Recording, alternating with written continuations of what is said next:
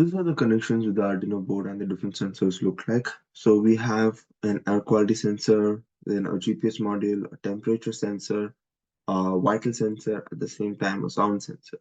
Right? Then all these are all connected to the respective pins. We also have a battery which powers up the entire Arduino board as well as the rest of the sensors. Now let's look at the actual code itself.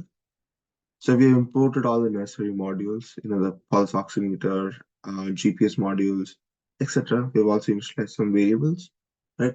Scrolling down, um, you can also see the void setup, which is a default function in the Arduino, which defines what is the functionality of each pin, whether it's going to be an input pin, whether it's going to be an output pin, etc.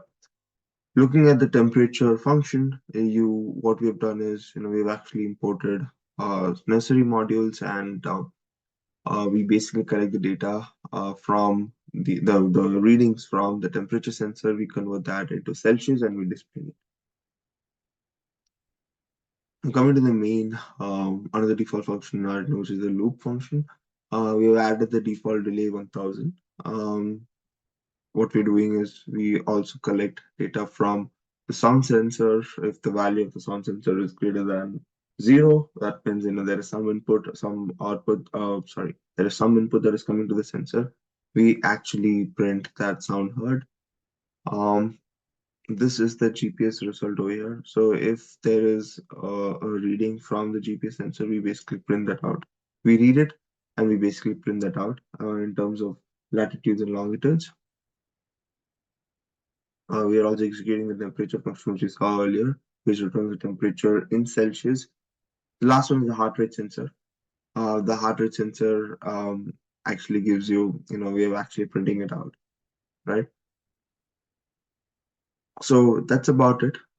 This is all the different force sensors that we implemented in this particular lab. Let's go ahead and run this. So I'll just submit the code, give it a couple of seconds.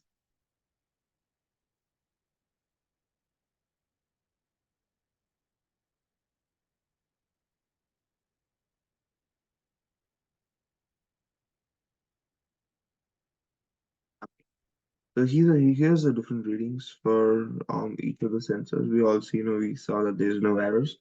Um, so the connections are all validated.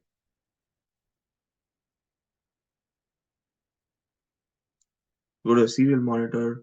You can see temperature 0, heart rate is this much, sound is heard.